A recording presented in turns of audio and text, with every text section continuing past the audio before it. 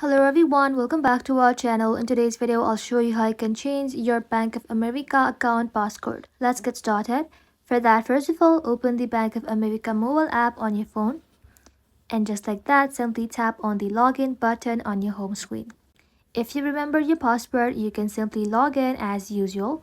But since we want to change or reset your passcode, we'll use another method. Below the login field, simply tap on Forgot User ID or Passcode button.